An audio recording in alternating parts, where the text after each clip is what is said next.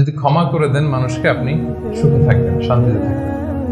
আমাদের হয় চলতি পথে আমাদের বন্ধুদের মধ্যে বা আমাদের প্রতিবেশীর সাথে বা আমার কলিগের সাথে বা আমাদের সমাজে অনেকের সাথে অনেকের নানা সময় এমন বিভেদ ঝগড়া এটা তৈরি হতে পারে, ফলে মনের মধ্যে ক্ষোভ, অশান্তি, ইভেন জেলাসিও আসতে পারে। কিন্তু এটা যদি আপনি কারোর প্রতি যদি রাগ, ক্ষোভ এটা পুষে রাখেন, ইট বার্নস ইউর সেলফ ইনসাইড, এটা ভিতরে আপনারা জ্বালাবে। যারে হিংসা করতেছেন, যার ব্যাপারে ক্ষোভ রাখতেছেন, এর কোনো ক্ষতি হয় না। ক্ষতি হয় যে এই ক্ষোভটা লালন করে, এই রাগটা যে ছেড়ে ফেলতে পারে না হৃদয় থেকে, যে মন থেকে মানুষকে ক্ষমা করতে পারে না, সে কষ্ট পায়, অশান্তি নেমে আসে, দুঃখ নেমে আসে। আর যে সিম্পলি ক্ষমা করে দেয় সবাইকে, সে মানে সুখী একটা জীবনযাপন করতে পারে। এবং এটা জরিপেও, গবেষণাতেও দেখা গিয়েছে যে যে অন্যকে সহজে ক্ষমা করে দেয় সে হ্যাপি লাইফ লিড করে। তাহলে 2 নাম্বার কি? ফরগিভনেস, ক্ষমা করে দেয়।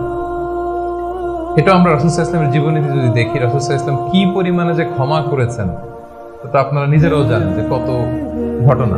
ওনার পুরো জীবনীটাই তো ক্ষমা। সবসময় ক্ষমা করে দিতেন, মনে দুঃখ পুষে রাখতেন না কখনো। এবং সাহাবাদেরকে বলতেন তোমরা ক্ষমা করে দাও। এক সাহাবী এসে বললেন, ইয়া রাসূলুল্লাহ, আমার তো অনেক কৃতদাস, ওরা শুধু কাজে ভুল করে, ওদেরও কি একটু পানিশমেন্ট দেওয়া উচিত না? রাসূল সাল্লাল্লাহু আলাইহি ওয়াসাল্লাম বলতেন না। তো কি করবো? ক্ষমা করে দাও। কয়বার করবো? বলেন দিনে প্রতিদিন কমপক্ষে 70 বার।